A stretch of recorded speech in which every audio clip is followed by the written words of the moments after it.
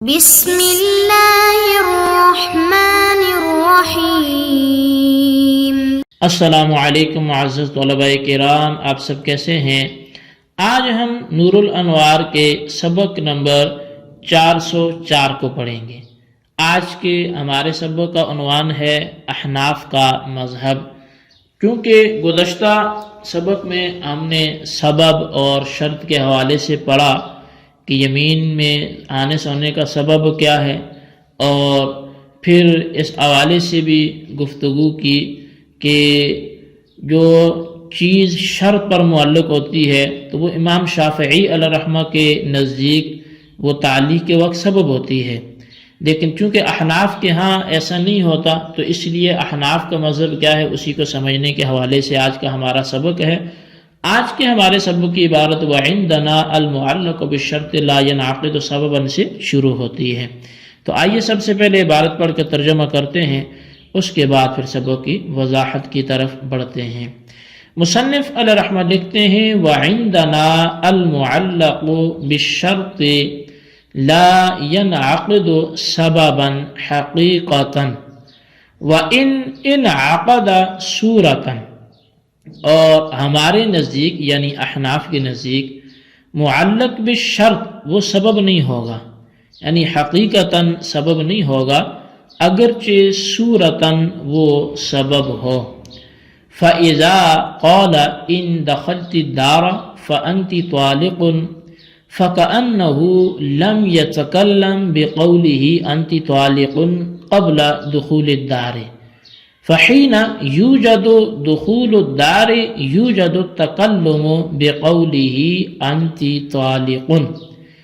چنانچہ جب کسی نے ان دخلت الدار فانت طالق کہا کہ اگر تو گھر میں داخل ہوئی تو تجھے طلاق ہے، تو گویا اس نے دخول دار سے پہلے انت طالق کا تکلم ہی نہیں کیا، پس جب دخول دار موجود ہوگا تو انت طالق کا بولنا بھی موجود ہوگا۔ اس کی وجہ یہ ہے کہ ایجاب موجود نہیں ہوتا مگر اپنے رکن کے ساتھ، لأن الایجاب لا یوجد الا برکنہ ولا یثبت الا فی محلہ۔ ایک تو ایجاب موجود نہیں ہوتا مگر اپنے رکن کے ساتھ، اور دوسری بات یہ ہے کہ ایجاب ثابت نہیں ہوتا مگر اپنے محل میں۔ وہاں ہونا وَإِن وُجِدَ الرُّكْنُ وَهُوَ أَنْتِ طَالِقٌ لَكِنْ لَمْ يُوجَدِ الْمَحَلُّ لِأَنَّ الشَّرْطَ حَالٌ بَيْنَهُ وَبَيْنَ الْمَحَلِّ فَيَبْقَى غَيْرُ مُضَافٍ إِلَيْهِ أي غَيْرُ مُتَّصِلٍ بِالْمَحَلِّ۔ تو اور محل سے متصل ہوئے بغیر وہ جو، اور یہاں اگرچہ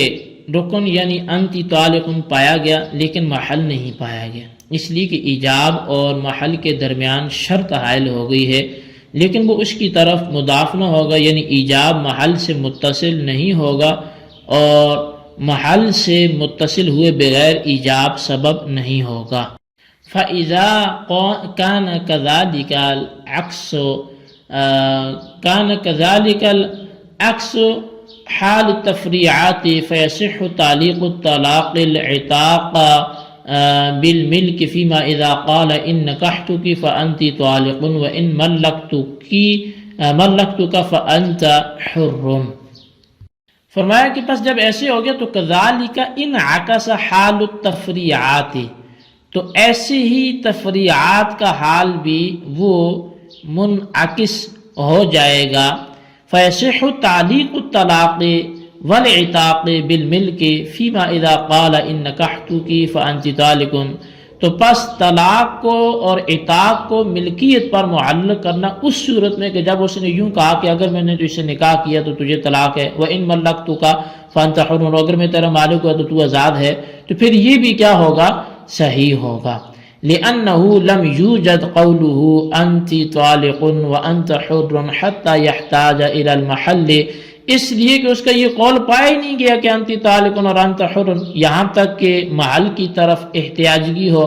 فإذا وجد النکاح والملک حينئذ يكون محلا لورود قوله انت طالق وانت حر فلا بأس به لوقوعه فی محله. پس جب نکاح اور مل کا وجود ہوگا تو اس وقت انتی طالقن اور انت حرن کے وارد ہونے کا محل ہوگا، لہٰذا اس کے محل میں واقع ہونے میں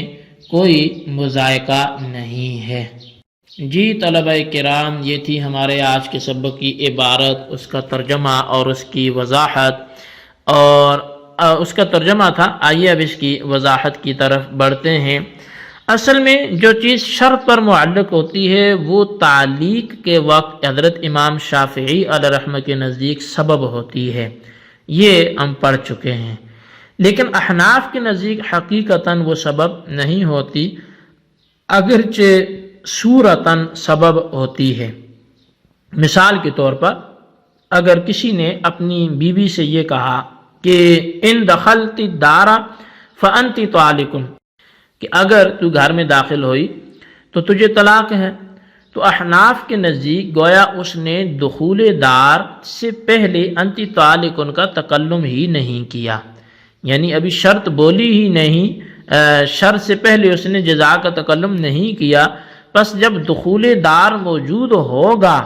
اس وقت انتی طالقن کا بولنا بھی موجود ہوگا، کیونکہ ایجاب کے لیے دو چیزیں ضروری ہیں، ایک رکن یعنی کلام کا اس کے اہل سے صادر ہونا، اور دوسرا محل. چنانچہ اگر کسی نابالغ نے بے کا ایجاب کرتے ہوئے بے کا مثلا اس نے ایجاب کر دیا تو رکن موجود نہ ہونے کی وجہ سے یہ ایجاب درست نہیں ہوگا، اور آزاد کی بے محلی بے موجود نہ ہونے کی وجہ سے باطل ہوگی. تو ایک میں رکن مفقود ہے اور دوسرے میں محل مفقود ہے، اس لیے کہ محلی بے مال متقوم ہوتا ہے اور آزاد مال نہیں ہوتا کہ اس کو بیچا جائے. تو بہرحال جو ایجاب کے درست ہونے کے لیے دو چیزیں ضروری ہیں، ایک رکن کا موجود ہونا ہے اور دوسرا محل کا موجود ہونا. اور جب بات ایسے ہے تو پھر ایجاب نہ اپنے رکن کے بغیر پایا جائے گا اور نہ اپنے محل کے بغیر ثابت ہوگا. اور یہاں تعلیق کے وقت ایجاب کا رکن یعنی انتی طالقن کا اس کے اہل سے صادر ہونا اگرچہ موجود ہے لیکن محل طلاق موجود نہیں ہے، اور محل طلاق اس لیے موجود نہیں ہے کہ ایجاب اور محل کے درمیان دخول دار کی جو شرط ہے وہ حائل ہو گئی ہے، اور جب دخول دار کی شرط حائل ہو گئی ہے تو ایجاب یعنی انتی طالقن کا تلفظ محل کے ساتھ متصل نہ رہا، اور محل سے متصل ہوئے بغیر ایجاب یہ سبب نہیں ہو سکتا. پس ثابت ہو گیا کہ جو چیز معلق بالشرط ہوگی وہ حقیقتاً سبب نہیں ہوگی، اور جب ایسا ہے یعنی معلق بالشرط سبب نہیں ہے تو تمام فروعی مسائل جو امام شافعی علیہ رحمہ کی طرف سے ذکر کیے گئے ہیں ان کا حکم برعکس ہو جائے گا. چنانچہ یہ جو فرمایا کہ وَكَذَلِكَ، بلکہ یہ جو کہا کہ فَإِذَا كَانَ كَذَلِكَ انعكس حال التفریعات، پس جب بات ایسے ہو گئی ہے تو اب تمام جو تفریعات ہیں وہ منعکس ہو جائیں گی. تو مطلب یہی ہے کہ یعنی جب ایسا ہے معلق بالشرط جو ہے وہ سبب نہیں ہے تو اب تمام فروعی مسائل جو امام شافعی علیہ رحمہ کی طرف سے ذکر کیے گئے ہیں ان کا حکم برعکس ہو جائے گا. چنانچہ طلاق اور عتق کی صورت میں ملک پر معلق کرنا درست ہوگا. جب کوئی شخص اجنبی عورت سے ان نکحتکی فانتی طالقن کہہ لے اور کسی دوسرے کے غلام سے ان ملکتک فانت حر کہہ لے، تو اب مطلب یہ کہ میں نے تجھے نکاح کیا تو تجھے طلاق ہے، یا میں نے تیرا مالک ہوا تو تو آزاد ہے. اب کیونکہ بوقت تعلیق انتی طالقن اور انت حر نہیں پایا گیا، اور جب تعلیق کے وقت انتی طالقن اور تعلیق کے وقت انت حر نہیں پایا گیا تو تعلیق کے وقت اس کو محل کی ضرورت بھی نہیں ہوگی۔ لیکن جب نکاح اور ملک جو شرط ہیں وہ پائے گئے تو اس وقت یعنی منکوحہ عورت اور مملوک اس کے قول انت طالقن اور انت حر کے وارد ہونے کا محل ہو جائیں گے، اور جب یہ محل ہو گئے تو اس وقت انت طالقن اور انت حر اپنے محل میں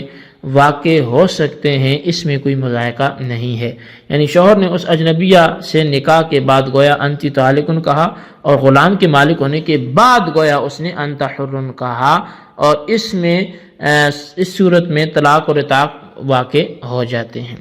جی طلبہ کرام، یہ تھی ہمارے آج کے سبق کی عبارت، ترجمہ اور اس کی وضاحت، اور اس کو اچھی طرح سمجھیں، اس کے خلاصے کو اپنے رجسٹر پر لکھیں، بالخصوص اس سوال کا جواب دیں کہ احناف کے نزدیک جو معلق بالشرط ہے وہ سبب واقع ہو سکتا ہے یا نہیں، اگر ہوتا ہے تو کس حیثیت سے، نہیں ہوتا تو کیوں، وجہ تحریر کریں۔ اللہ تبارک و تعالیٰ سے دعا ہے جو کچھ ہم نے پڑھا سنا اسے یاد رکھنے کی توفیق نصیب فرمائے، آمین بجاہ النبی الامین صلی اللہ علیہ وسلم۔